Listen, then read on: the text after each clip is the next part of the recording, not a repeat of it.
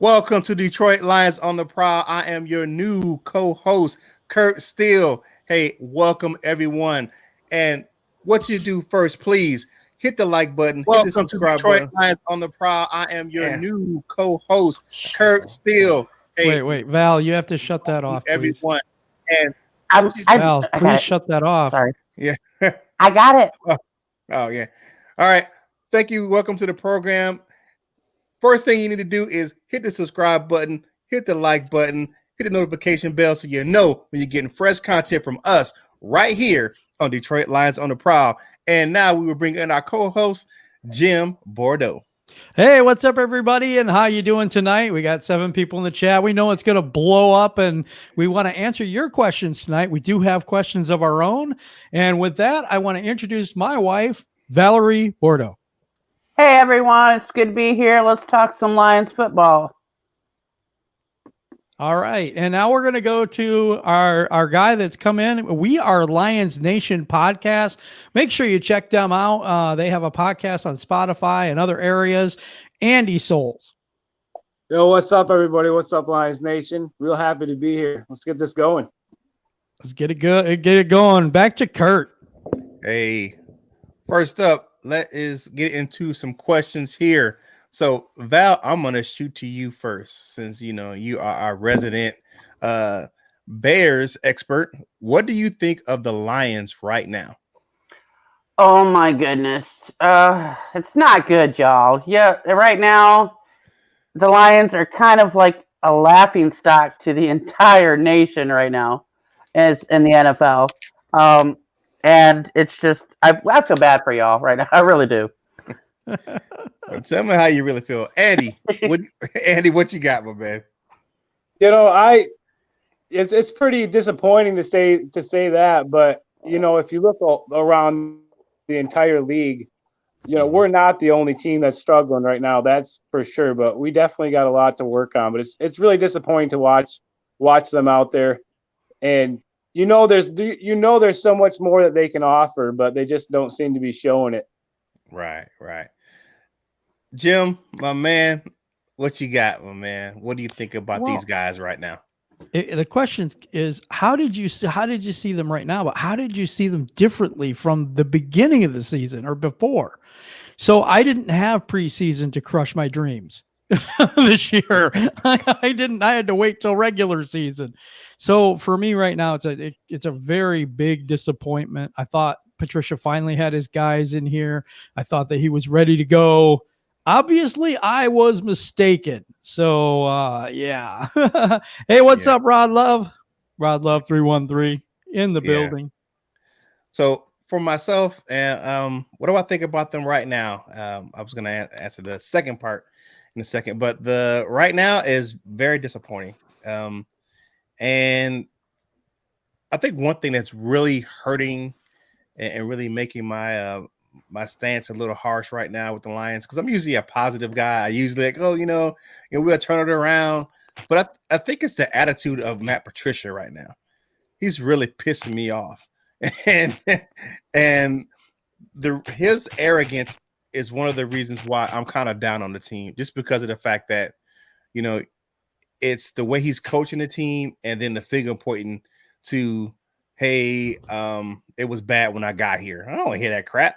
You were brought here to turn. You were brought here to take the next step, but instead of taking the next step from a 9-17, now we're, like Val said, we're the laughing stock of the league. We're one of the teams that, you know, people can look at our schedule and say, you know, well, that's a win if we're playing the Lions coming up. So, I mean, and how's it different from how I viewed them at the beginning of the season? I was like any other fan. I was optimistic. I was looking at the roster. I'm like, hey, you know, we got some chance to make some moves, but not so much. Not so much. I want to give a shout out to my man Devin99 in the chat, and Old Timer Dave. We had an interview together, man. Devin. Well, what a good guy, man. Big shout out to you, Old Timer Dave and Devin99, followers of Lions on the Prowl. Thank you guys, and the DSA. So go ahead, Kurt. What's up? What's up next, man? All right. Next up, we got how would you fix this team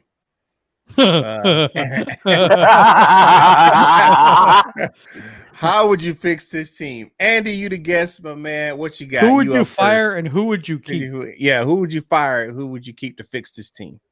You mean, are we talking as far as staff or players? Because anything you want to do to fix this team. You want to call in a nuclear missile, you can do that. I'm just kidding. Might take that. I don't know. That might be the go. I don't know, but the nuclear option is the way to go. That red button there.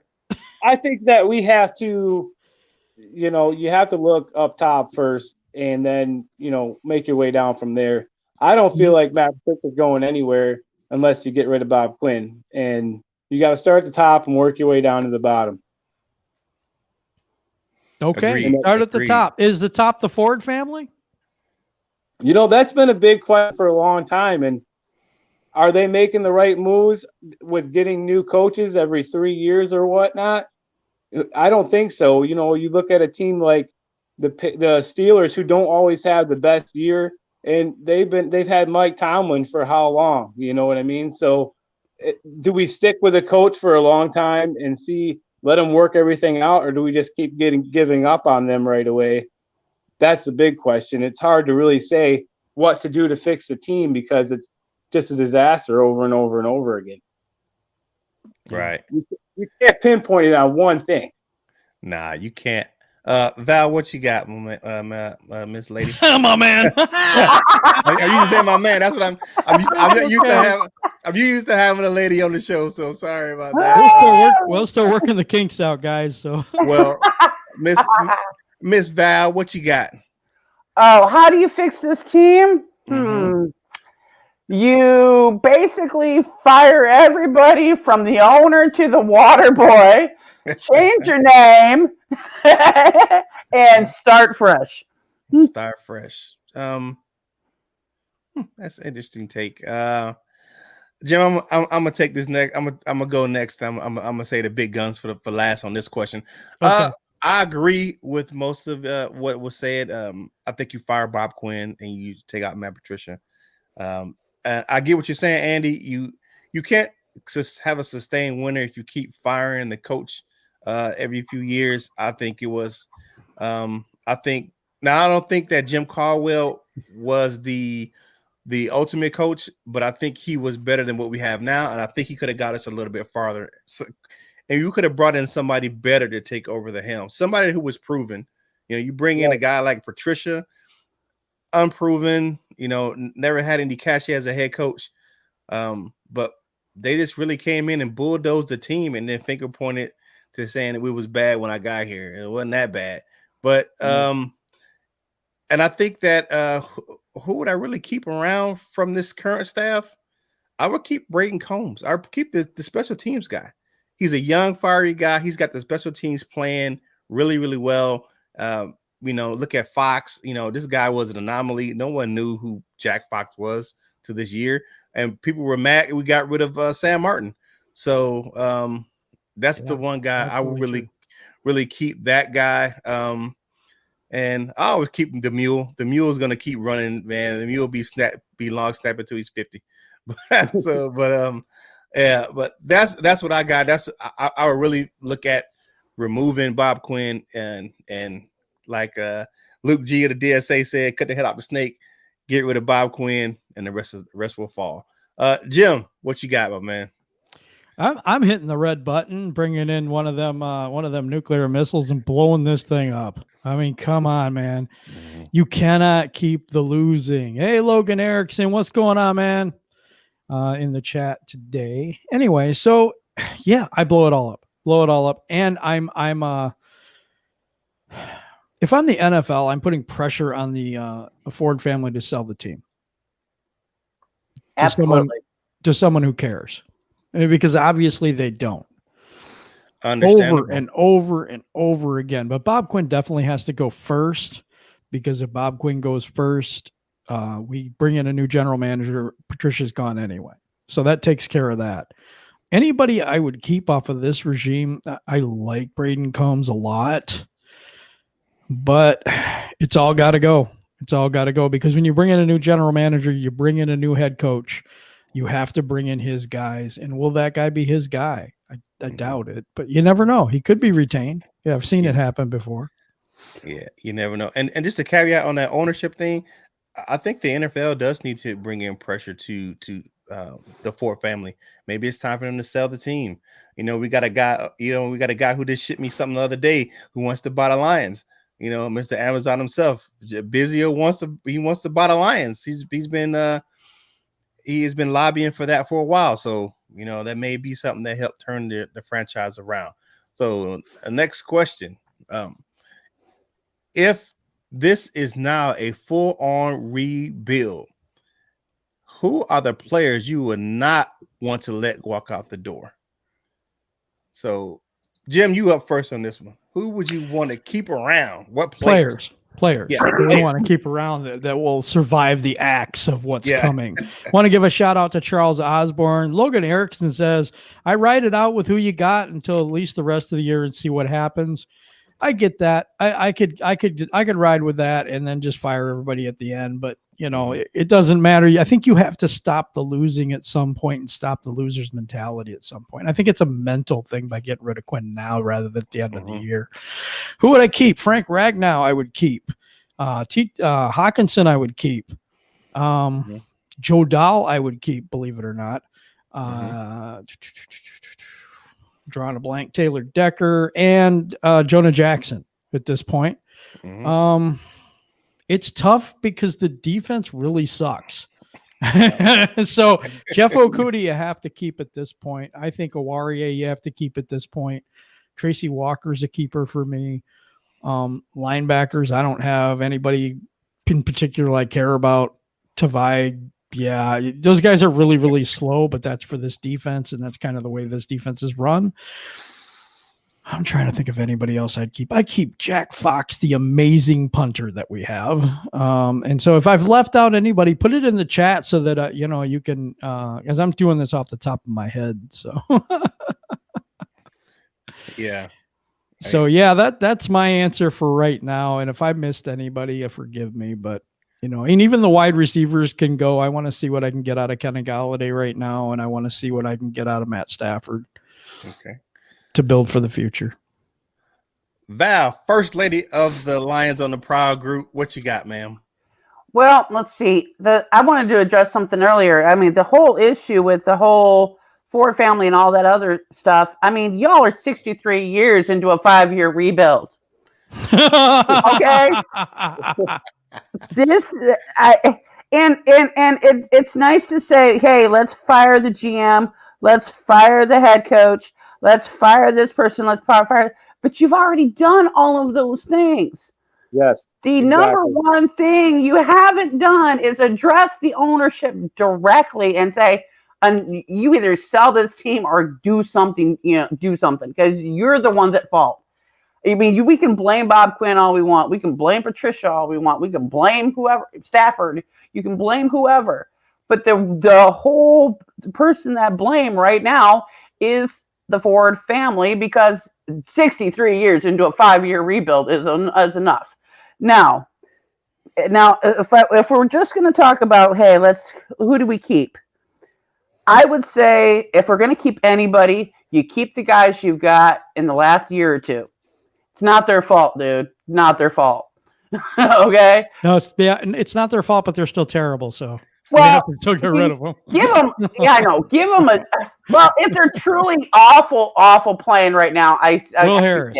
I'm not keeping him. Okay. I'm saying that some of the ones that have shown at least some effort, keep them for now. At least give them a shot.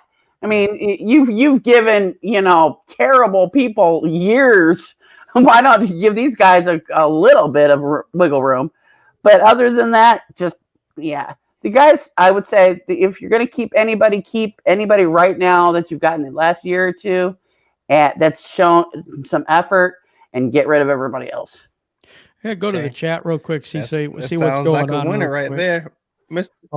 Sorry, I was going to go to the chat real quick Go and ahead. see what's going on. Devin99 says that he keeps Swift, Hawkinson, our whole starting O-line, and the rookies, Tracy Walker, our young corners, and Cephas. And there was another one down here by Rodlove 313. Oh, and Jamal Agnew by Logan Erickson. Rodlove 313 says fire Quinn Trisha, hire Lewis Riddick as GM and Eric Bieniemy as coach. Eric Bieniemy is the offensive coordinator of the Kansas City Chiefs right now. He used to be a former running back. I think he played for Carolina, if I'm not mistaken. But yeah, he should have been a head coach already. I won't get into all that, but he should have been a head coach already. And Logan Erickson says Harmon said the players need to play better, took blame off Patricia. Really hard to take blame off Patricia when he's 10, 26, and 1. Yeah. So yeah, I've had a problem with that. Yeah, I got an issue with Patricia as well, because if you look at the fact that let's compare apples to apples, shall we? From the Bears' point of view, we have Matt Nagy, right? Y'all have Matt Patricia. Both of them came into the NFL at about the same time. Both of them were not NFL coaches prior to accepting their new position. Both of them are new to the game that way. So you've got Nagy at 28-13. You've got Patricia at what, 10, 25, and 1, is it right now? Yeah, 10, 20, 10, 25, and 1, I believe it is. Yeah, that's what. Okay. And they've been in the league the same amount of time. Why Patricia is still here, I don't know. We're wanting to fire Nagy, and hey, look at his record. He's 4-1 right now. And he's 4-1. He just beat Brady because he didn't know what down it is. Yeah. I want to know what down it is. No, I'm just kidding. We want to fire Nagy, and y'all want to keep him in Patricia. Yeah, that's very true. I cannot argue that point at all. Hey, thanks everyone for joining us in the chat. Hey, hit the subscribe button if you haven't already done so. Hit the notification bell so you know when you're getting fresh content from us right here on Detroit Lions on the Prowl. So, Andy, who would you keep? What players would you keep around for the foreseeable future if there's a complete rebuild? Well, first I got to give a shout out to my co-host who's actually in the chats right now, Logan Erickson. So big shout out to Logan. And then, I'm going to have to go Stafford. He's my guy for sure. No matter what anybody says, I'm sticking with Stafford. And then Hawkinson, Galladay for sure. I like DeAndre Swift, and I think he still has a lot to offer, so I'm going to stick with him. And then I don't know, defense, I'm going to go with Coleman, but that's probably going to be it. Maybe I agree with Okuda as well, because I think he still has a lot of talent to show on that field too. Right. I think I have to agree with that. Looking at that roster, I would definitely say most of the offensive line, Decker, Jackson, Frank Ragnow, of course, he's first off the board to keep. I definitely like Matthew Stafford, so I'm never giving up on number 9. That's my guy. Galladay, Swift. That's about it on the offensive side of the ball. Looking at the defensive side of the ball, I'm liking Walker. I like his upside. He's long. He's got length. You can't really teach that. He has speed. You can't really teach that as a safety, with the size he has. Glover Quinn says he has elite size. He said when he met Tracy Walker, he said that size always stood out to him. The sheer length of Tracy Walker as a safety. And I will keep Okuda. I think he has some upside as well. And really, and one person you guys haven't said, and he's playing really well and is going under the radar. Danny Shelton's playing really well right now. Danny Shelton is a beast. Yeah. Danny Shelton's playing well.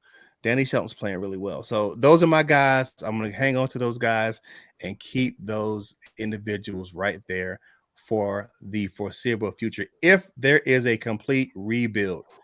So next up, how do you feel about Matt Patricia's leadership and how is affecting the team? I want to hear from the First Lady first, because I know she's going to have an interesting take on this one. Mal, you are up first. Oh, where do I even begin with this boy? Oh, my goodness. I think he's already lost the team as far as leadership. I honestly believe he has lost it. with the leadership for this team. He can't even. He's got his head so far stuck in the sand he can't see what he. I mean, and that's putting it politely, because I could use another body part where his head is actually at, but it is just horrendous. I don't even know why is he still here. Yeah, it's pretty bad. I have to agree with that. Yeah, Andy. Yeah, please. I love this question, because if you watch the game, Matt Patricia just stands there with his stupid pencil in his hat, with his arms crossed, no emotion, nothing. He's just standing there, and that's gonna reflect on the players big time when your coach doesn't have any oomph or any emotion at all. You're not gonna want to play. And I think Matt Patricia's attitude with all the press conferences and everything that you see with him on the game or off the field and on the field, I think that is a major factor with a lot of the attitude of the players too. All right. Shout out to Devin99. Devin99 says Patricia is a terrible coach who makes a bunch of excuses. I have to agree with that. Keyshawn Johnson had a revelation. If you watch the clip of when Dan Orlovsky was on his morning show with Keyshawn, J. Will, and Zubin, he said that Patricia always does. If you can see me, he had left pointing right pointing left, where he's definitely making excuses and pointing the finger at everyone but himself. So what's that saying? When you point your finger, there's going to be 4 pointing back at you. So, right. Well, Dan Orlovsky has a lot of room to talk, but still, he didn't have enough room, actually. Yeah, but in this case, I think he does. No, I know he's sticking up for his teammates. That's what he's doing. Yeah, he didn't have enough room because he stepped out of bounds in the end zone. So. Yeah, but a little more room there. He's I think that, but you look at what those guys are saying. Those guys they're right in what they're saying. And Patricia, his leadership is affecting. You can see it on the field with the players. They just kind of go about their business kind of nonchalantly, especially on the defensive side of the ball. You look at Jamie Collins, he's just kind of walking around the field. He's just kind of, okay. Well, I didn't make that tackle. Oh, okay. I didn't make that play. Yeah, he's still laughing. Yeah. So it's just one of those things. Matt Patricia's leadership is definitely lacking. And I thought it would be better. If you look at some of the stuff that happened in the offseason and the way he kind of, especially some of the things with the situations that happened off the field and the way they had meetings and brought team together, and he said if they had off the field, it just never transferred to on the field. Correct. So, I'm going to answer this one because I haven't had a chance to yet. Yeah, I was about to shoot to you. Okay. I got Sean Diamond in the chat. I like this quote. What he says here. He says they want to be able to say they kept their word, basically, and it's important to future coaches. That makes sense. That makes sense to me. They're going to keep him till the end of the year and then let him go. I think Patricia's really important in outside road games, and I'm going to tell you why. He can block the sun for half of the bench. I'm just kidding. Iron A is kind of useless, except if you need a pencil, and then that's about it. No, Patricia has tried to humble himself since he came in and tried to be somebody he was not. He was actually a player's coach in New England, and he was the good cop rather than the bad cop.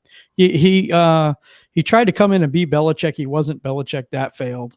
So now he's trying to become a player's coach, but because he's already tried the other part of it, that's failing too.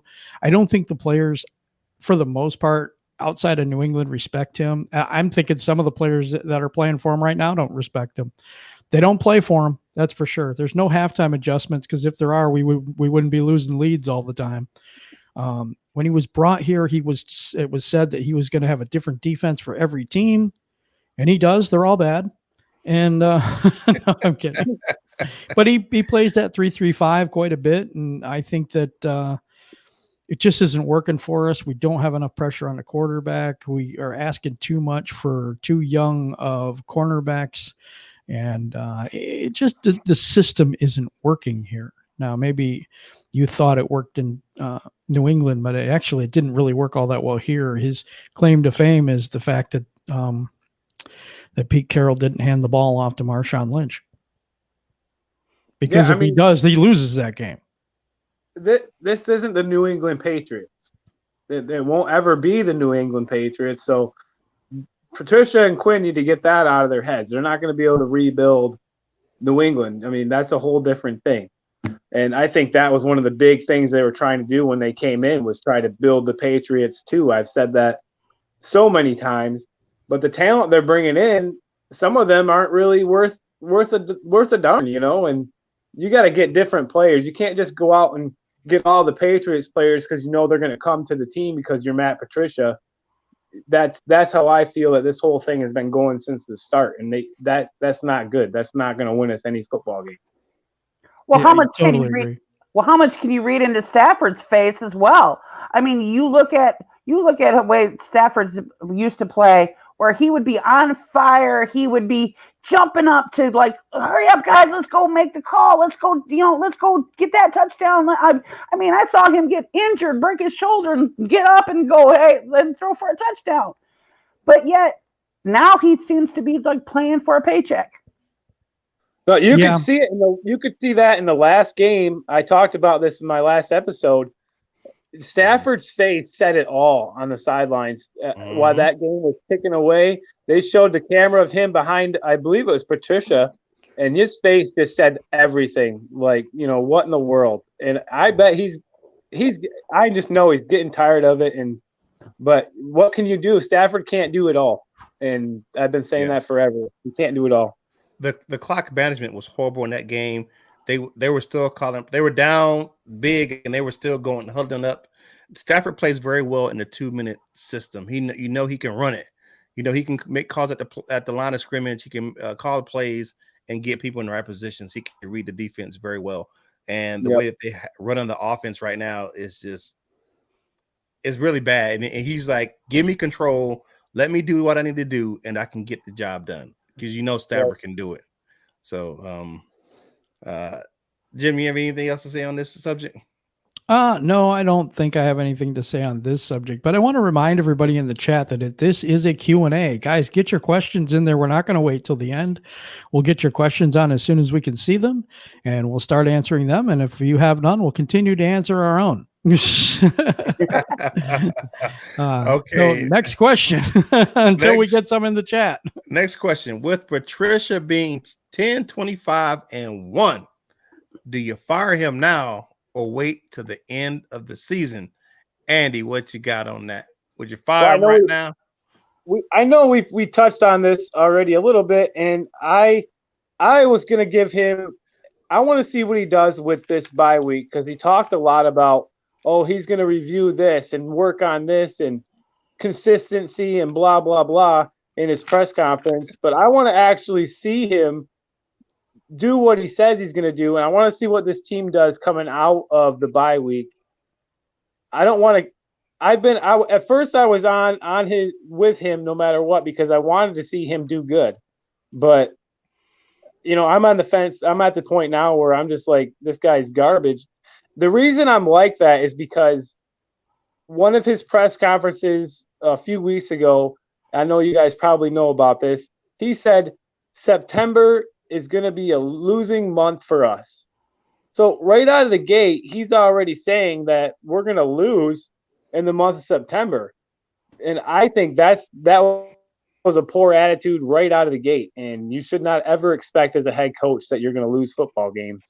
And since then, but I'm giving him till the end of this bye week. Let's see what he does. Hopefully he can make some changes. If not, then you're out of here, dude. I feel you on that one, my man. Val, First Lady, fire him or not? Okay. As much as I say fire him now, the logical choice for me is to wait till the end of the year. Okay. Number one, this builds your case even stronger to get rid of him. Number two, it leaves you now with a lot more options open for replacing him. You're going to write out this season sucking no matter what you do right now. If you fire him, you're going to suck the rest of the year. If you keep him, you're going to suck the rest of the year. So you might as well just ride it out and wait and see who you get at the end of the year, and who's open, who's available as the head coach, and work with that. Right. I got you. Jim, axe or keep him on to the end of the year? I fire Bob Quinn. So that's my MO. I think Bob Quinn has to go, and then we keep Patricia till the end of the year.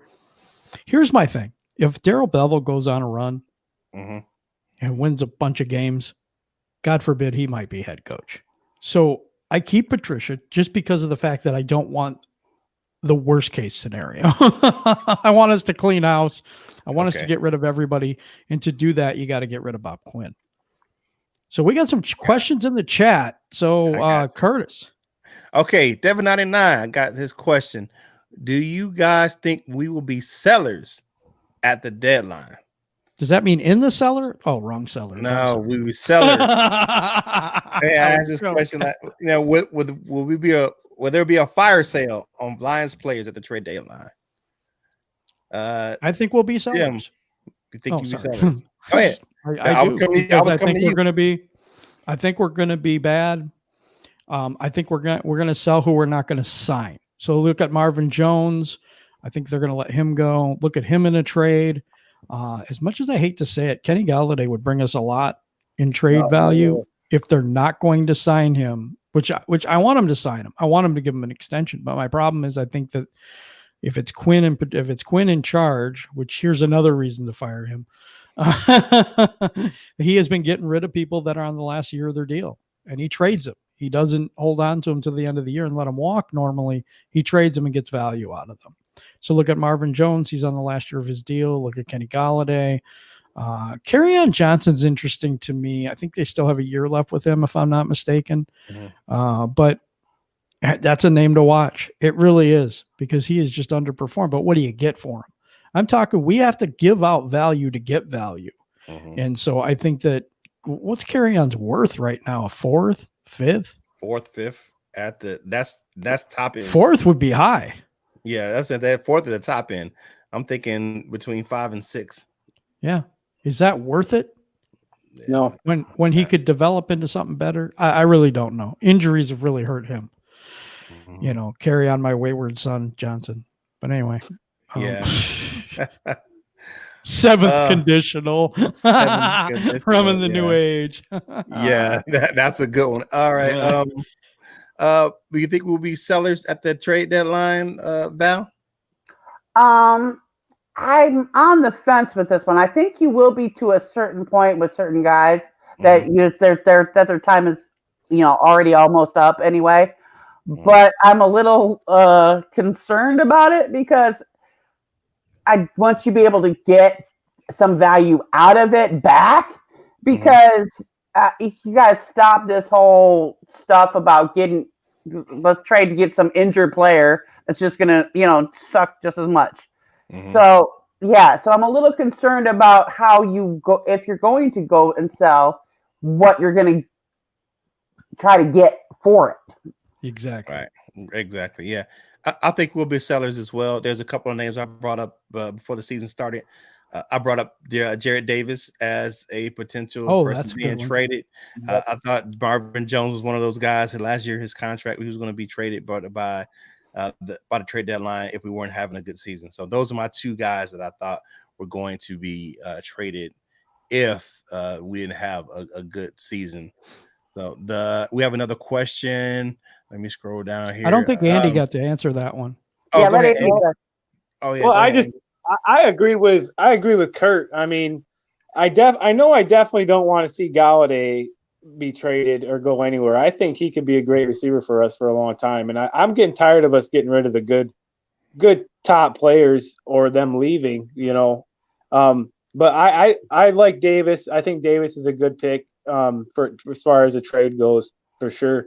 And he really hasn't put up what I thought he was going to do. Underperformed in my eyes, but he may still be worth something. But I don't think we should go like Galladay for sure. He's one of my favorite players. And I think he's just too talented to get rid of. Yeah, I agree with that wholeheartedly. I like Kenny Galladay. KG is my guy. All right, so we have another question from Logan Erickson. He asked, "Who is your pick for head coach if Patricia is fired?" We'll come back to Andy since I almost skipped you on the last question. You know, I don't know. I can't. Been thinking about this a lot, and you know, Urban Meyer is one, and then you have. But the thing is, I think you mentioned this earlier, Kurt. I wanted to see somebody that has actual head coaching experience. You know, that's done it.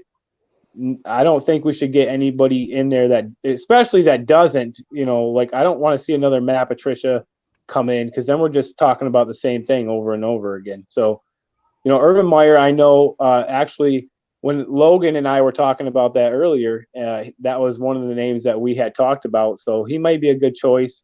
But as far as anybody else, I don't really, you know, it's hard to say, but I know that I don't want to see anybody like Matt Patricia come back in again. Right. Jim? I think it's based on who you get for GM, but there's a couple people like Eric Bieniemy. I'm agreeing with that one. The defensive coordinator out of San Francisco, Slay. I like him too. But there's a college coach I really like, and this may be controversial, but Jim Harbaugh, and for GM and coach at the same time. Give him full control, give him about 5 years to see what he does up here. I think we need a really good defense, and I think he knows how to do that. Our identity has been other people for so long. You know, we were the New Orleans offense. We were the greatest show on turf offense with Mike Martz and Joe Lombardi for the Saints. And then now we're the New England way. Can we please just be the Lions way and figure that out? You know, because I'm so sick of everyone else's way. But to answer the question, those are some of the guys I would think of.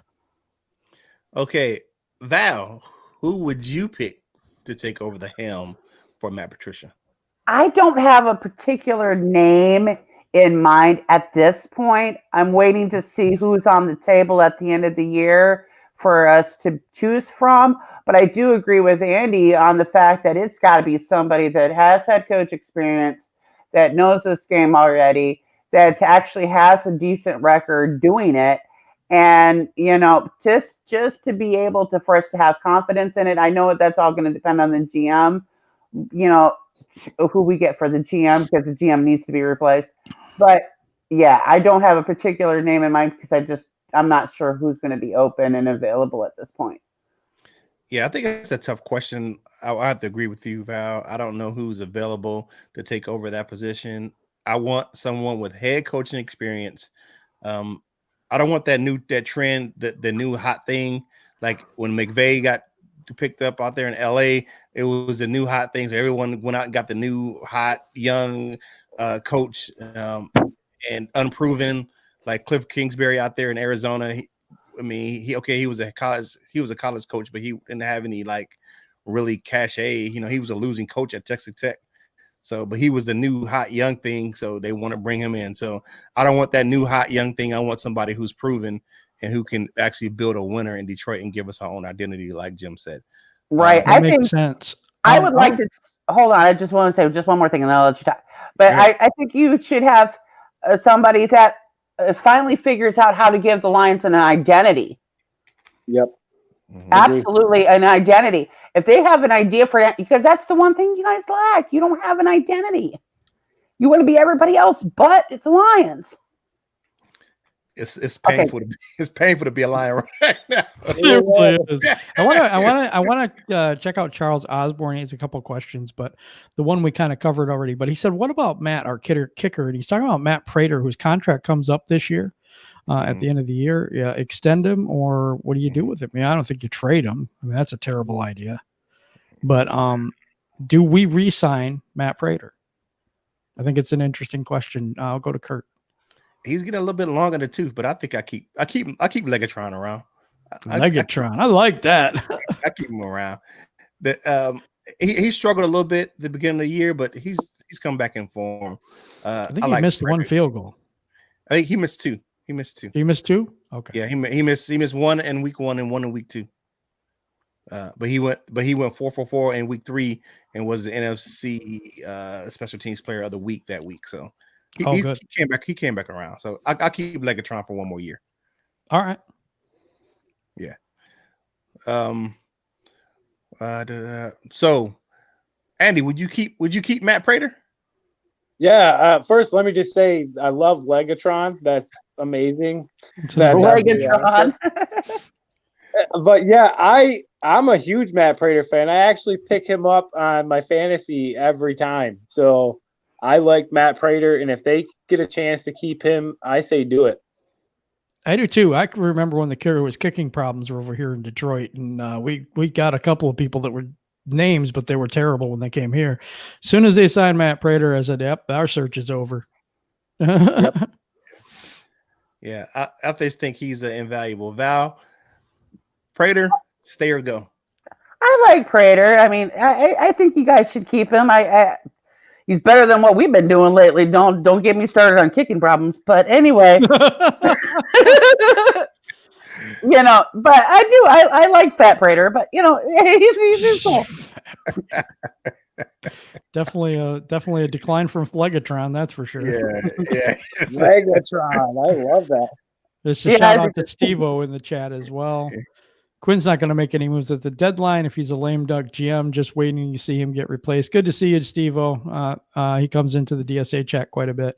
Yeah, I don't know. I think Bob Quinn takes it as business as usual and just does whatever the heck he pleases. I just see that as him, Well, someone made a statement. They said they knew the Lions were in trouble with him as a GM when he bought a baseball bat to a football draft. So yeah, true. He might not want to know what sport he's in. That's possible. So I saw that. Rod Love. Okay, do you want to be selfish because Quinn makes trades and I think that he may be gone? Yeah, that's kind of the same question. Should he be making trades when he's probably not going to be here next year? But I think he's just going to take it as a day at the office, and I think he's going to do what he normally would do. I think that's his MO this year. I just don't think that that's going to happen. Hey, what's up, Pistons Talk? Ramon the New Age. When do y'all think Swift will take over as the number 1 back? 12th of never. We skipped a few questions, guys. Yeah, okay. I know that. I know. We're just trying to get as many as we can for the chat right now. Yeah, I just wanted to make sure that nobody gets left out because, Right. Yeah. All Lions matter. No. All Lions matter. God. Wow. You did not say that. Yeah. Okay. Okay. Okay. Nothing I can say about that one. Where do we go from here? Where do we go from that after that? To answer the question from the New Age, I think it will be later on. I think probably by about game 8, he'll be the number 1 running back. I don't think they're going to use him like that. I think they're using him as a Theo Riddick guy. I think they're going to continue to run Adrian Peterson until he dies, and then I think they're going to attempt to run to Kerryon Johnson, and they're going to use him out of the backfield like they did Theo Riddick. Yeah, because Logan asked, that's a big question for him. Logan asked, and I'll let his co-host answer this one. Do you think AP can really play at 40 or play till 40? Oh, I missed that one. I'm trying. Oh, here it is. I think Adrian Peterson is good for us to have in the backfield, and he looks great, healthy. I think he could do it. I want to mention, with Swift, I really like him. I think I said from the beginning when the Lions drafted him that he would be the number 1 back eventually. And I think that's going to happen. I mean, every week he's getting better, and better, and we're seeing more and more from him. I feel like it's just a matter of time before we see him really explode. So I think Swift will be number 1 at some point. Yeah, and Jim says 12th of never. Val, do you think he could be the number 1 back? AP?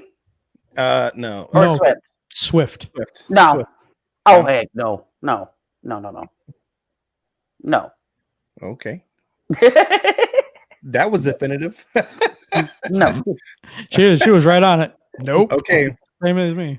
Logan Erickson asked, what do you start with as far as rebuilding if you were the new GM of the Lions. Jim, who would you start rebuilding with first? Where would you start? Where would I start? I'd have to start at head coach, and I would hire Eric Bieniemy. Okay. If I was the general manager right now, Eric Bieniemy, it's a crime he has not been a head coach yet. Mm-hmm. He's got a really good football mind. He's played the game. He's been a player. He's been in management. I'm not management, but coaching. So it's like he's the offensive coordinator right now under Andy Reid. Yeah, that's where I go first, and then I let him build his staff, and then I start looking for players. We have to be on the same page. So that's the number one thing. What is the Lions' new identity, and how am I going to create that identity? I'm going to go for defense, smash mouth defense. We're going to hit you hard. We're going to run the ball, and we're going to jam it down your throat. We're not going to disguise it. We're just going to run it right down your throat. And then we're on defense. We're going to stuff the run and kill your quarterback. Makes and that's sense. Our identity. Well, that's the guys I'm hiring. That's a fantasy, but that's not. That's what I want. That's what I want. But That's what we all want. You control if you can control the running game on both sides, you win. Yep, that's a true statement. True story. And one thing about Bieniemy, I will say this, and people will be remiss they don't see this. People talk about Belichick's coaching tree. Andy Reid's coaching tree is so much better than Belichick's coaching tree.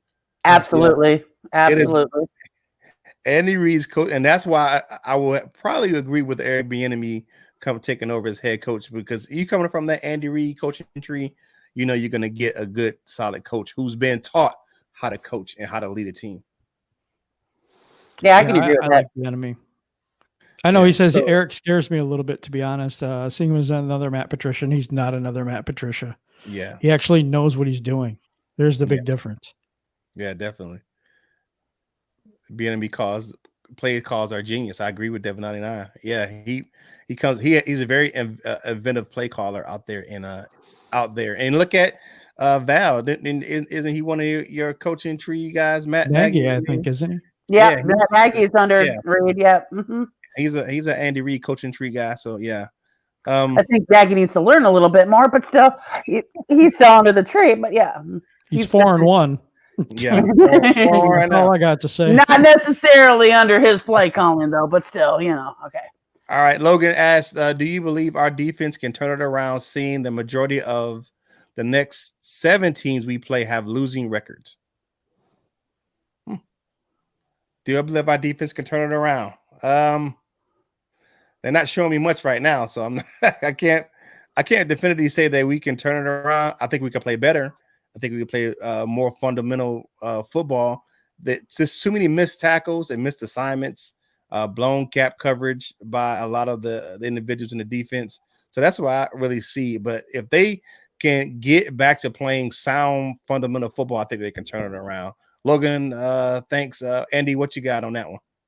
Yeah, I mean, I think they can too. If you look at the Arizona Cardinal game, I mean, that was a totally different game for our defense in that game. I think the defense played way better than they did the first 2 weeks and way better than they did against the Saints. So you could see some life in the defense when it came to that Arizona Cardinal game. And I think, if we can just get pressure to the quarterback, that and stop the run, we got to fix those two things. If we can fix the run game stoppage, I think we could really turn it around. I think the secondary is improving, and it's definitely that. And we have some talented people on that line. So why can't we get pressure and why can't we stop the run? I don't know the answer to that, but that's what it's going to take to turn the defense around is being able to stop the run game and get pressure on the quarterback. I definitely agree with that one. And big shout out, Val, to your boy last night. I saw him with it pains me to say this, but that hip throw by Khalil Mack was awesome. When he when he tossed that guy like a sack of potatoes over the big lineman, that was crazy. So what do you think about That's just another day on the field for him. What impressed me more was Kyle Fuller. But that hit, woo, yeah, that was pretty good. So what do you think our defense can do to turn it around? Definitely don't have Patricia be calling your plays. If it or be in charge of it or have any control over it whatsoever. He's not a defensive genius. He's just not. I think you guys are okay defense wise. You just got to get a little bit more experience under your belt with it. I think, and get them a little bit more cohesion. Other than that, I don't know. I really don't have an answer for that. Yeah, I think I agree with that cohesion thing. We didn't have any preseason to play together. The defense didn't play together in the offseason. There's no preseason to kind of gel. So, and I think that's why a lot of the defenses are having issues. It's not just the Lions defense, actually. Right. If you look at the league, I mean, the league has a record number of scoring for the first 4 weeks of the season. It's bananas. The offenses are going wild right now. So, was one thing I can say is that the defenses are giving up a lot of points, and that's league wide. Jim, what do you think? Could our defense can turn it around with the majority of the next 7 teams we play have losing records? Well, they haven't played Detroit yet, and that's why they have losing records. No, I'm playing. I really am playing. I don't know that they have the pieces. I mean, this is all Patricia's thing, but Jamie Collins, he's great when he wants to play. And there are plays he takes off, and there's plays that he's like, I don't care. That run in Green Bay where he just he got blown. He didn't get off his block. That was his gap. That was his assignment. He's just like, no, well, Yeah. If he wants to play, he can be a great player if he wants to play. And that's a lot of the players. Okudah, he's a rookie, good and bad. Awarie is pretty good. Tracy Walker's really good. We do have good players on defense. It's just we can't stop the run, and we just can't stop the pass either, pretty much right now. Yeah, it's one of those things. And I made a statement. I think you had to step up. I think it may be an issue where the team, the defenses are affected by not having the preseason. Yeah. Yep. I think that's true to a point, because I think defense, it's harder to get all the knowledge down. Do you know what I mean? It's more of a cohesive unit than it is on the offense, where your wide receiver, you got to know your routes, your blocking assignments, and stuff like that, what you're supposed to run. But that's about it. On defense, you got to know what everybody else is doing too, because you got to know what gap you have to fill and what the responsibility of the D tackle is, what the responsibility of the middle linebacker is, what the responsibility of the safety playing in the box. See, so you need to know what everybody's doing around you to be a group instead of just one player.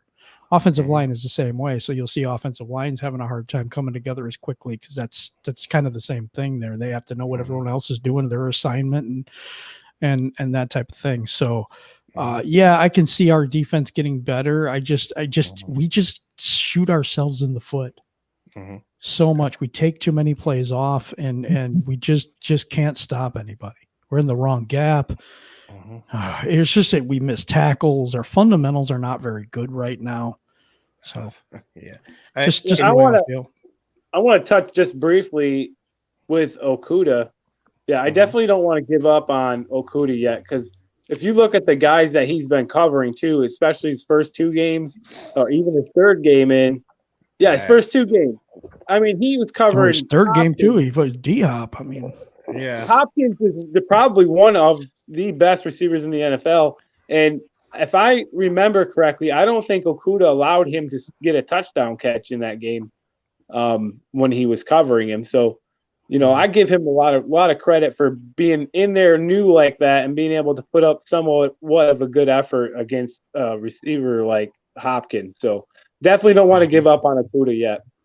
Yeah, I don't think. Yeah, Okudah's he's got some room to grow, and to Jim, your point with the defense, looking at that cohesiveness. One of the things with playing zone, you have to know who's passing off to who.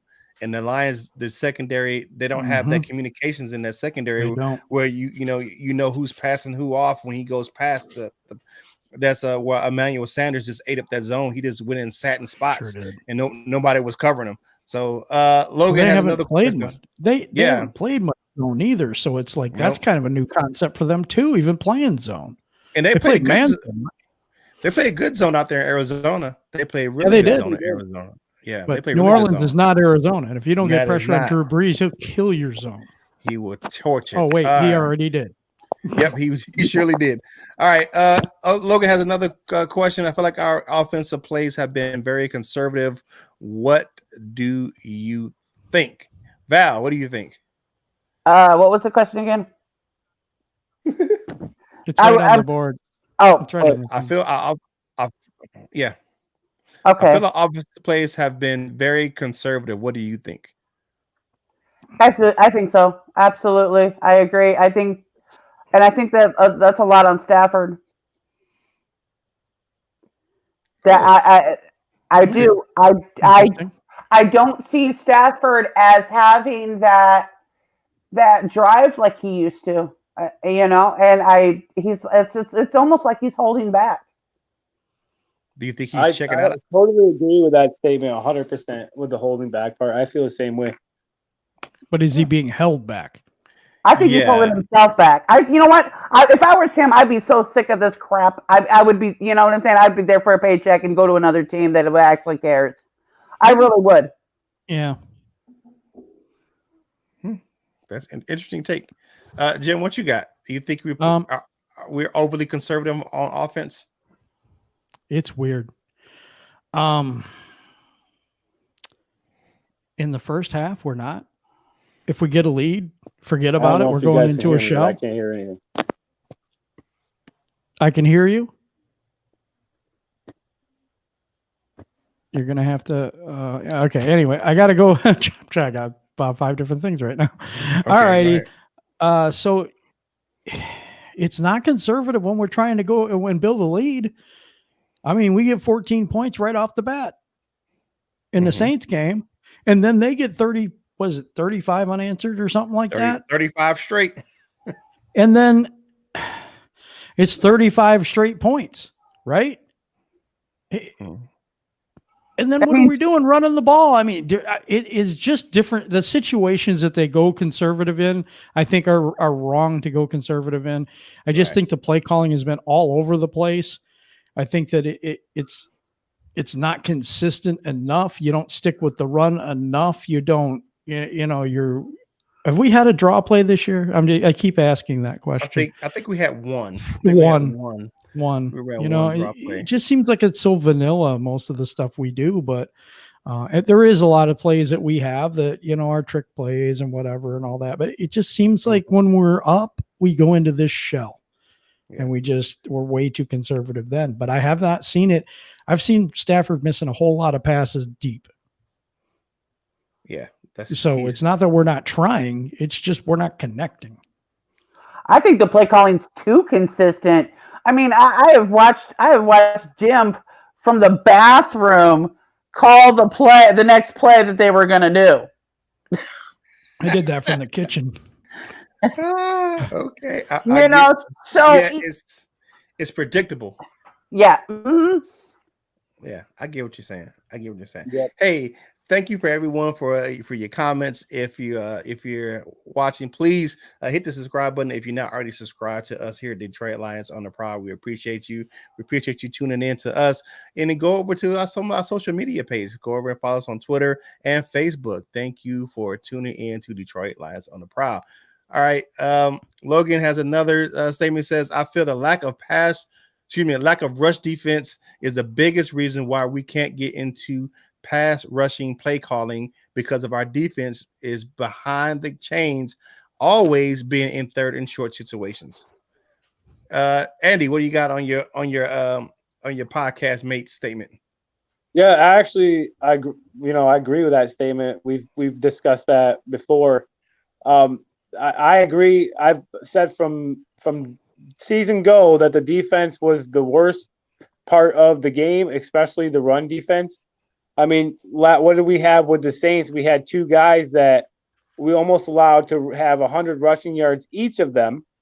And then you have Kamara, who just jogged to the first down at the end of that game to seal the game. I don't think any of the defenders were even there. If we don't seal that up, we're not doing anything. That's been my thing the whole way. So I think the run defense is one of the biggest things that they need to they need to get locked down for sure. Jim? I agree and I disagree with this statement because it says a lack of pass rush defense is the biggest reason why we can't get into pass rushing plays. There is such a thing as a run blitz, and we don't run it at all. We do not come after the running back. We do not attempt to shut them down. And if we're going to come with a blitz, we could come with a multiple blitz package. We don't have to come with just, we're just going after the quarterback. We got to hit that running back in the backfield too. We don't do that. We have no defense when it comes to the rush because we only usually have 3 or 4 guys up there. The offensive line has no problem creating holes. By the time one of our linebackers gets there, he's already 4 yards down. He's already gaining 4 or 5 yards of play. So I agree with you in one way, but yet I think it's some of the play calling and maybe not just the players. I think it could be some of the play calling too. Or we're not running a run blitz very much anymore.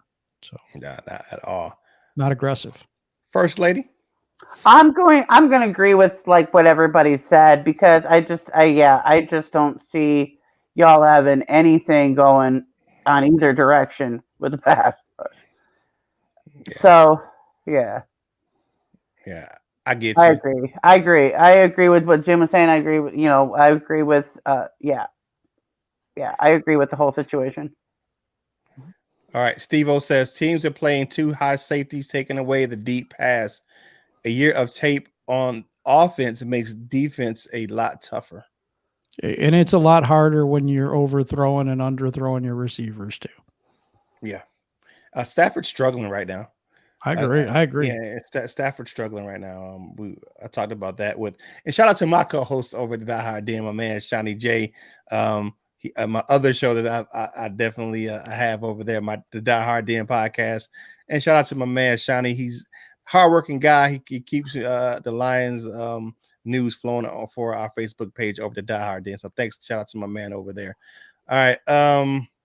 Bevel says Bevel should have been adapting his offense in the offseason, knowing that teams were going to be sitting on the deep stuff again this year.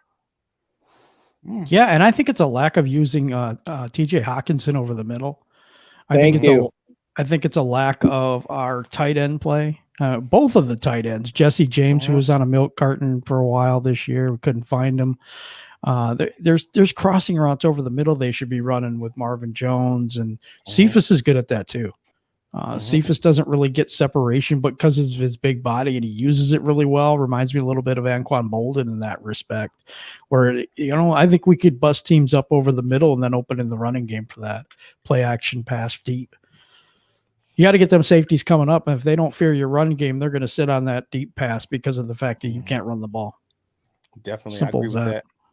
And stop trying to run it up the middle. Stop trying to run it up the middle, please, y'all. Stop trying to run it up the middle. Dive play. Yeah.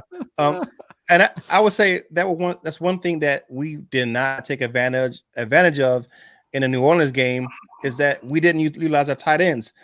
They struggle against tight ends, and we did not exploit that matchup against the Saints.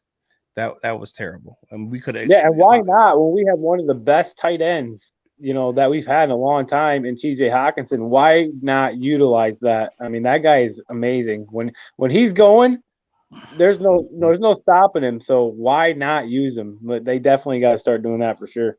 Shout out to another member of the Detroit Lions on the Prowl, the maniac himself, Tim Becker. He says, is Stafford playing hurt? What do you guys think? Now, let me take this one because I saw something in the Green Bay game, and it's people kind of skipped over it. Something happened to Stafford's leg, and Chase Daniel grabbed his helmet. He was about to run on the field. He started warming up, and Stafford kind of just waved him off.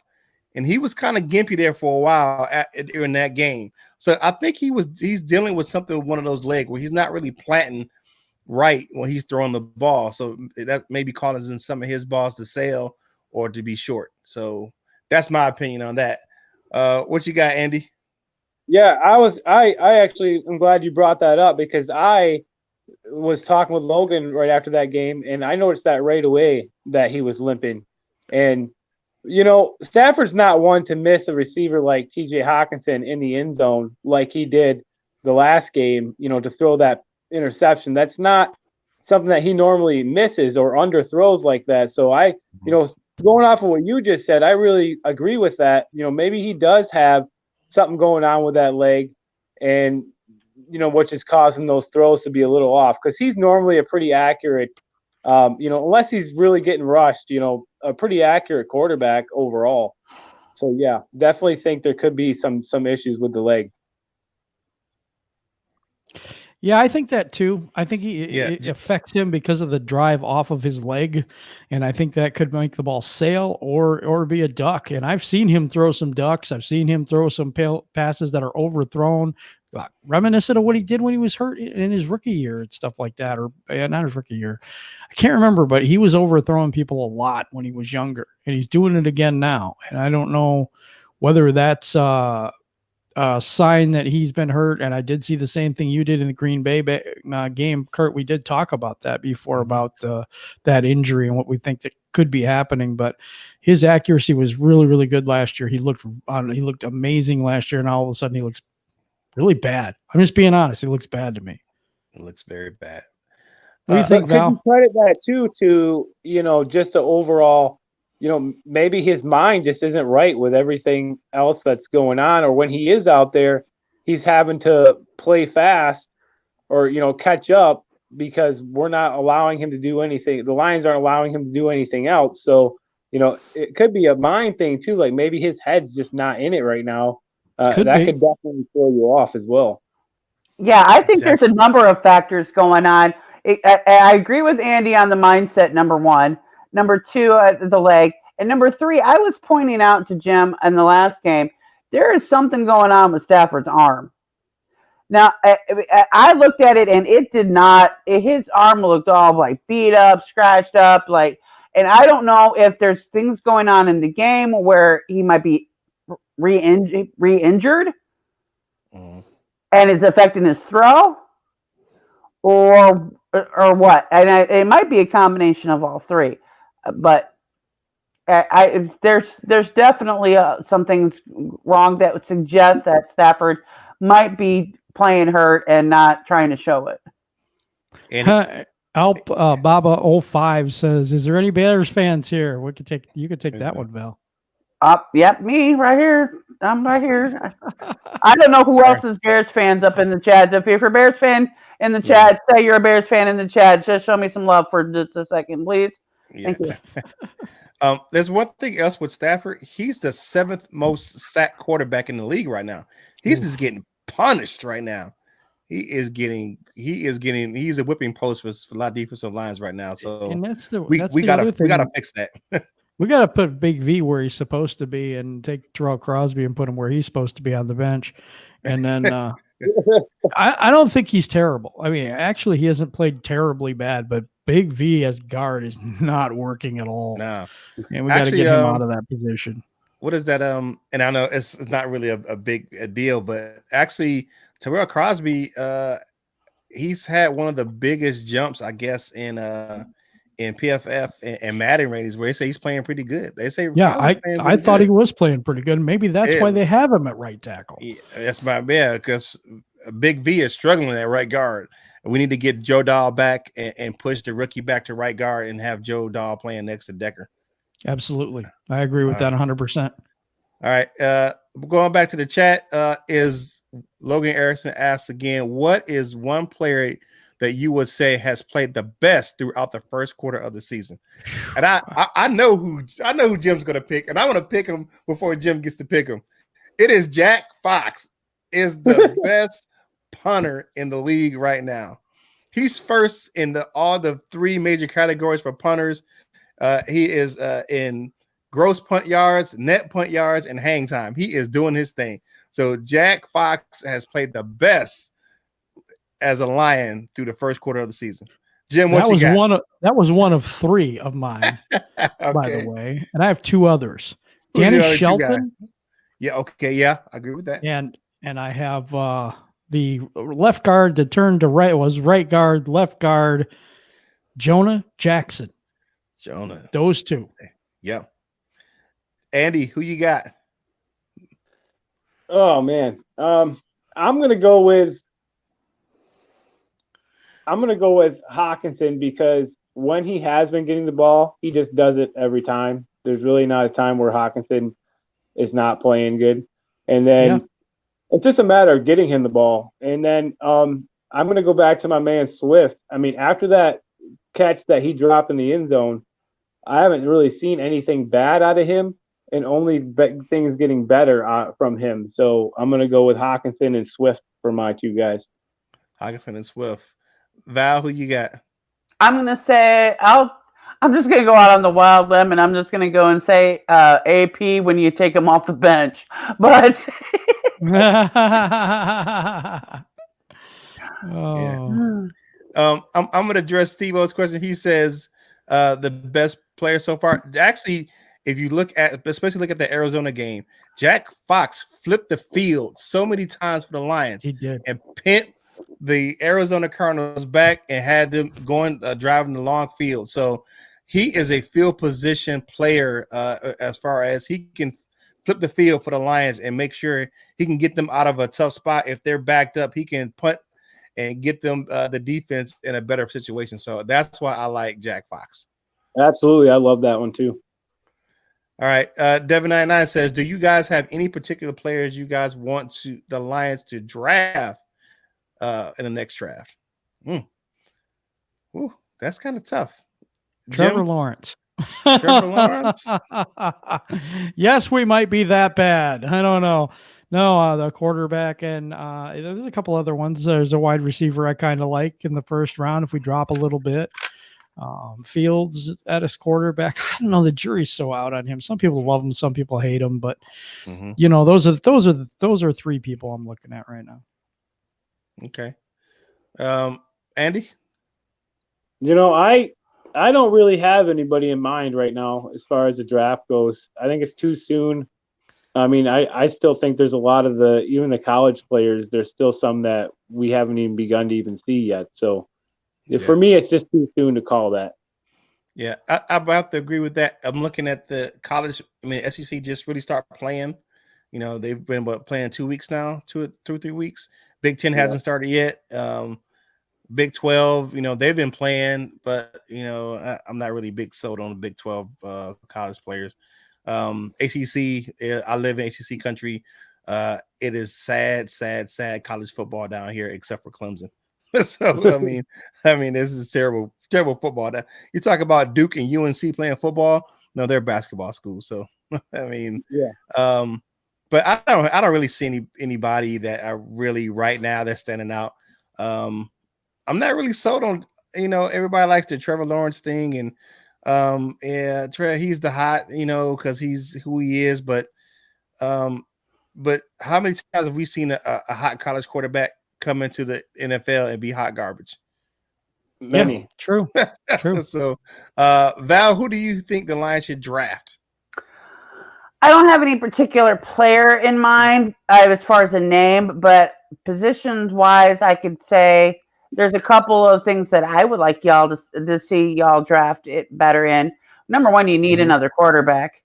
You needed that 10 years ago. Ted should have been training under Stafford in the first place. And you know, somebody that, you know, you were grooming. And then you need somebody that's a beast like Khalil Mack to kill the other quarterbacks. Or Aaron Donald. Oh, Aaron Donald. Yeah. That's all I was gonna. That name haunts me forever. Yeah. I think. Mm-hmm. I like this. I like this. He said Steve-O, he says Fox has made some good kicks, but the coverage has been outstanding this year. McRae is a special teams ace. Tony McRae. Yeah, he's been really good for us and an unsung hero. Really good. He is. He makes some big plays in coverage. I agree with that, Steve-O. He makes some good timely hits, some good tackles, and he that one punt down in the 2-yard line, he downs a lot of punts. He does. He gets down there. He gets down there. So, but that's something with Fox though, because he has a spin on the ball that goes towards the punt team instead of towards the end zone. He's really good at that. So I mentioned that in a different show, but the spin he puts on the ball is really, really good. Fox does. All right, Charles Osborne has a good question. He says, "Who would you like to see replace Bob the general manager? With the general manager, who Who would you want to come in as general manager there? Val, who do you think the Lions should pick up as GM? I think they should pick up someone like anybody's better than Howdy Doody at this point. But Howdy Doody. But I would like to see a GM who was a past Lions player. Ooh. I love that. Ooh. Barry Sanders. Barry Sanders would be a good choice. That's a good take. I like that take. Spielman. Oh, that's a good Spielman. one. That you bring up Barry Sanders because he's actually been floating around as someone that people want to see as a head coach candidate. I mean, what do you guys think of that? Is that somebody that could actually coach a football team, you think? I don't know how much knowledge he has, though. I just don't know that part. I like Spielman. I can tell you that much. I know he's been hanging around a whole lot, so he's probably been picking up something. I like Spielman. I think Spielman as that Lions GM, that would be an interesting choice. An interesting choice. I'm going all the way out the building for this one, though. Okay, who you got, Jim? Peyton Manning. Ooh, I heard you say that before, Peyton Manning. He's one of the smartest guys I know in football, and I think that he has a very good football IQ. He actually has told general managers who to go out and get before. So I think he could do the job, and I think he's very competitive. I think he'd want to make a winner in Detroit and take it as a challenge. Okay, I got you. Andy, who would you pick up as general manager? I'm going to just go with, I like the aspect of it being a player like Peyton Manning or Spielman, because those guys are going to care about what's going on the field. And Bob, we're not going to get that from Bob Quinn or he's not in it for that. So I really think a player is a good direction to go. I don't know who. I like both Manning and Spielman. I love listening to Spielman when he's doing the commentating because you can just tell he cares so much still. And that'd be a great guy to have back in the Lions up there. I think I'm gonna go with my guy he's the current analyst at ESPN. I like Louis Riddick. Louis Riddick's good. Yeah, I like his knowledge base. He's a former player. He's been an executive in the league, and he has being a on-air personality right now, he has a pulse on some of the younger players in the league, so he knows how to evaluate that young talent. All right. So Devin and I, his next question is, how about what position would you guys want to target in the first round of the draft for the Lions? So Val, who do you think, what position group should we target first? D-line. D-line? D-line. Jim? If I'm building this team, I agree with Val, D-line. Because I'm not going after a quarterback. No. Yeah, I was going to go with D-line too. If it's not D-line, then it's got to be at least maybe linebacker at least. Or linebacker, yeah. It's a good idea. But they usually get them later. Yeah. Depending on if it's a rushing linebacker. Yeah. I'm thinking the same group, D-line. He is one of those position groups that we definitely need to, you build the football team from the trenches, either offensive or defensive line. So all right, so I really like this idea by Steve-O about Chris Spielman. I hadn't thought of him before, but he does Fox. He's up on everything. His brother's a general manager. All good points. Yeah, me too. Yeah, I would jump on that bandwagon. I would. Yeah, I would jump on that bandwagon. I would, without a doubt, welcome one of our best linebackers ever to play in the Honolulu Blue and Silver back as the GM. I think that's that might be the answer, because I want something that's Detroit, but I want somebody who knows what he's doing too. So, right. Yeah. Right. Devin Knight agrees with you. He says Peyton Manning would be awesome. He's definitely one of the smartest football minds I've ever heard talk. So that's good. Good. All right. So let's get back to one of our questions. Okay. Do you think selling the team would help? We talked about this a little bit earlier. Don't have one. No, it's in our questions. It's in our questions from the. It's in our questions, Jim. Our questions you gave the question. Yeah, you I gave know. me. I don't Oh, yeah. have that in You don't mind. have that one? All right. I'll go first. I think that really think that the time we talked about this earlier. I think the time for the Forge of owning the Lions it needs to come to a close. Just thinking, Yeah, I agree with that. What more can you say there? I agree too. I mean, it's over. It's over.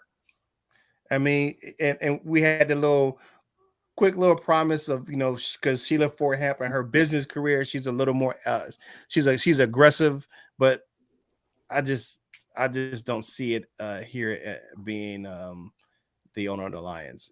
Here's the problem I have with Sheila right now, though. See, here's the problem I have with Sheila right now. Sheila has kept her mouth quiet during this bye, not addressing the fact that Patricia, is still here, or Quinn is still here. Awful.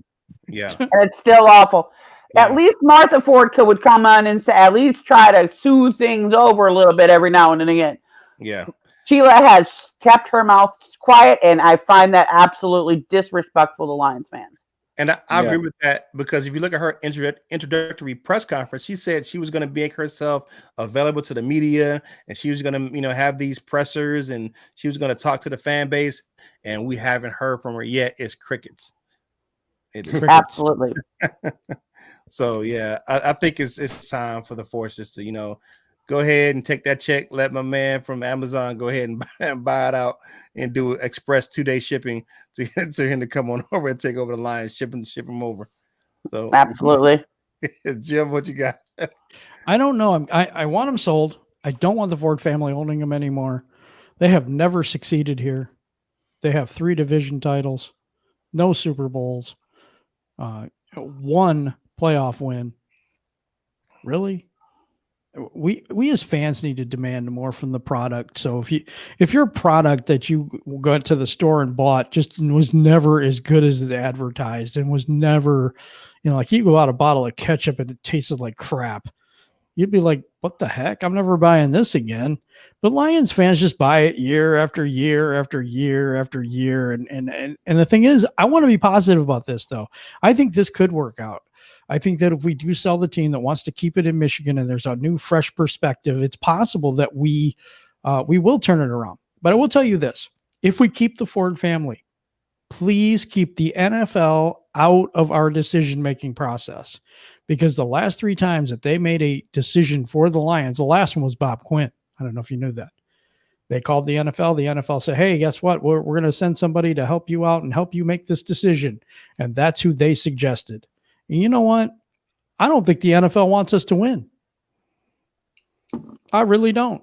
Stay away from those people.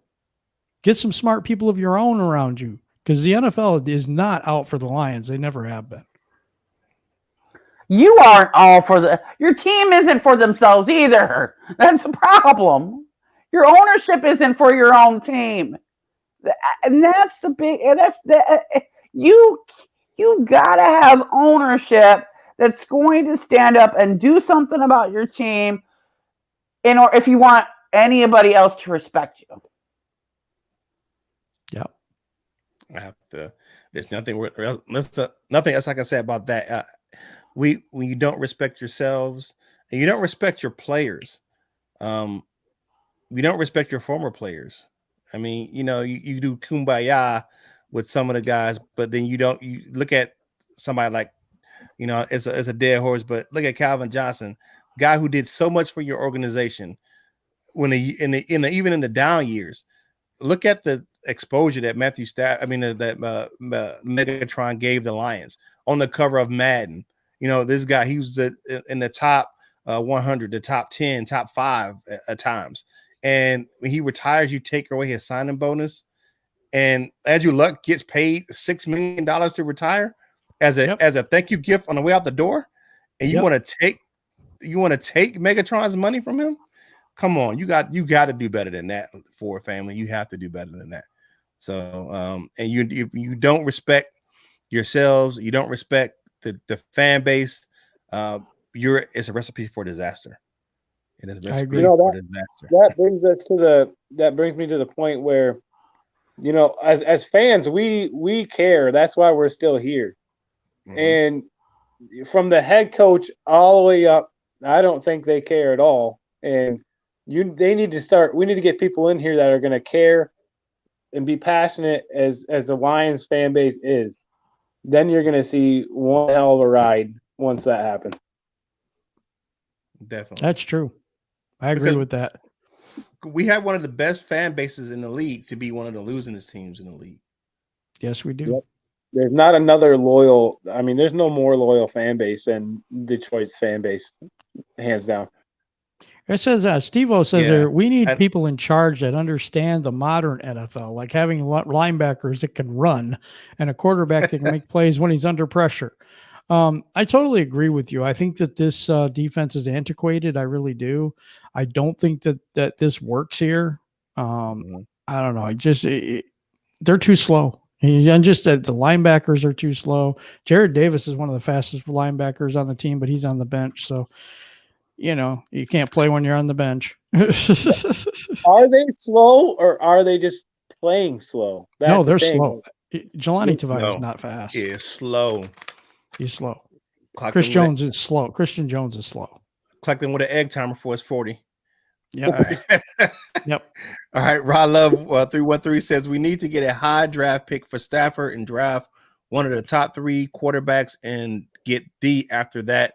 New coach, new scheme, hopefully better D. I'm going to disagree with the Stafford stuff all day long. I don't think Stafford needs to go anywhere, and I will stick to that to the end. I think Stafford needs to go, and here's the reason. The reason it's not for us, it's for him. I mean, how many years are we going to waste of this man's life losing? If he can go to a winner and win a Super Bowl, I would be all for it, because this guy has given us everything he has, and we should repay him for that. That's just the way I feel.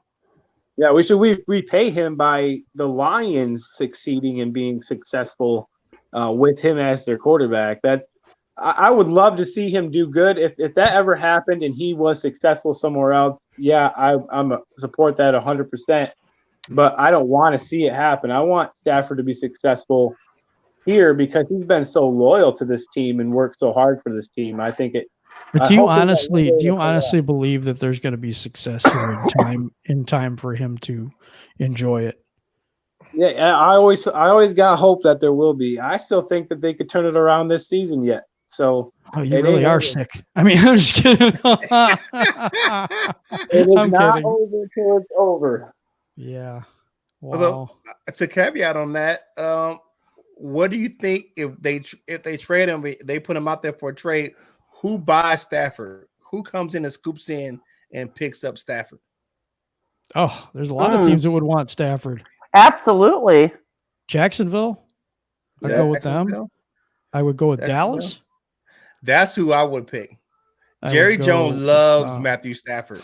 He's a Dallas native, and they don't want to pay Dak his money because they would have paid him already if they would have. I think that would be the one team. Hometown kid.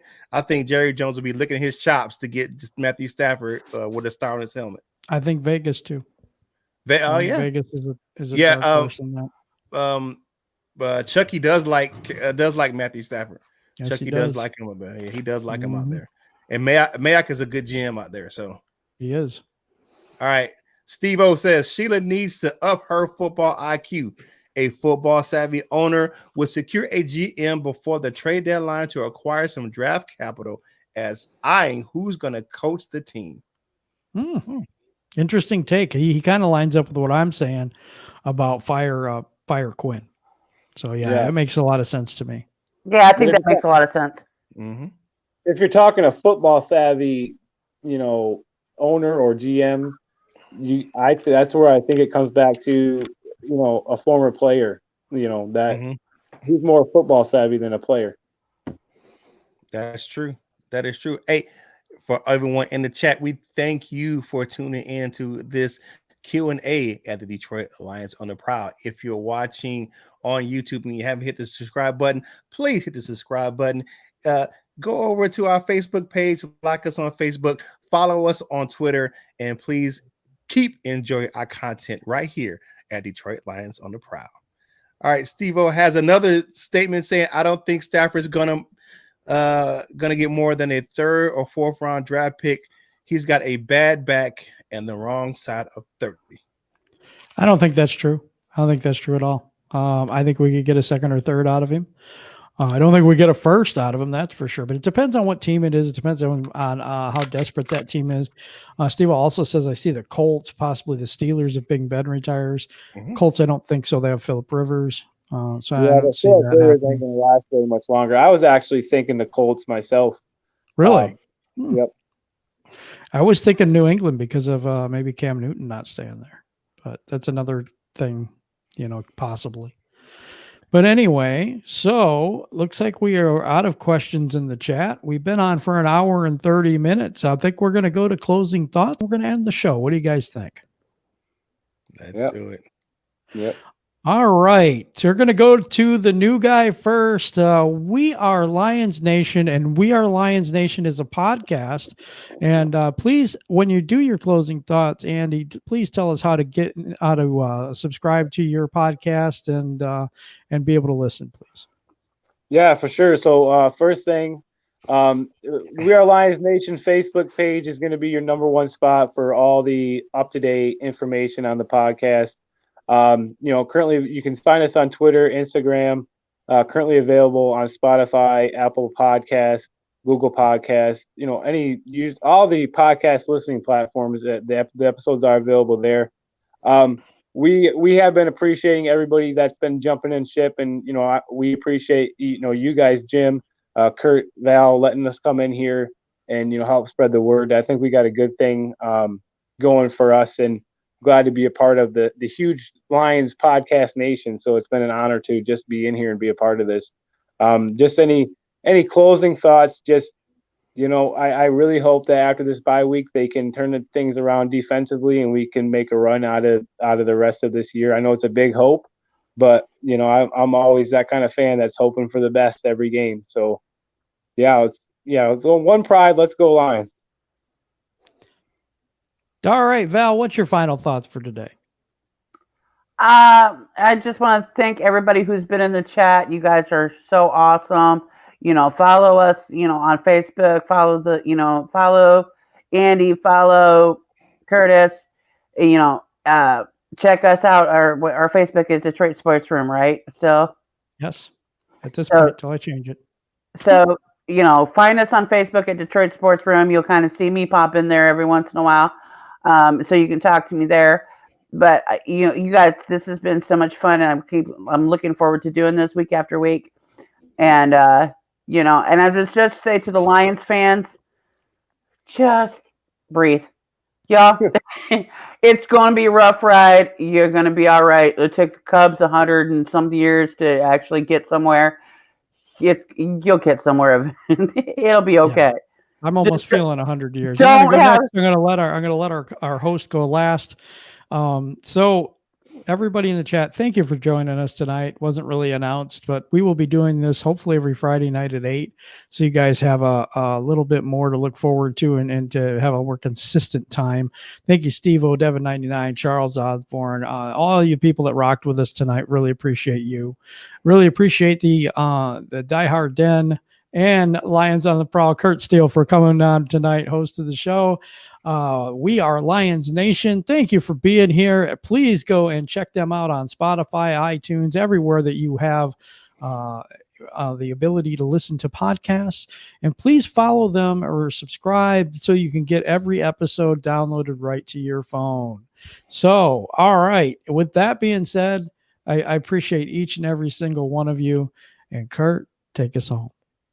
Hey, thank you for everyone for joining us tonight for the Detroit Lions on the Prowl Q&A. You can find me over on Twitter and Instagram at Curtis Steele 14. Definitely shout out to my man Shiny J over at the Die Hard Den podcast. You can check us out on Facebook, Die Hard Den. We're on all of the podcast platforms as well. Die Hard Den podcast. Our YouTube channel is Die Hard Den podcast as well. Hey, but right now, I am proud of Detroit Lions on the Prowl, and we really appreciate you taking in our content. And for the rest of the season, I want to stay positive. One thing, Lions, give me a Turkey Day victory. That's one thing I can definitely want this year. And for the rest of the season and for whatever you do in life, I ask you one thing. You got to boss up, ball out, and be the best version of you that you can be. For Jim, Val, and Andy, this is Kurt Steele of Detroit Lions on the Prowl, and we are out.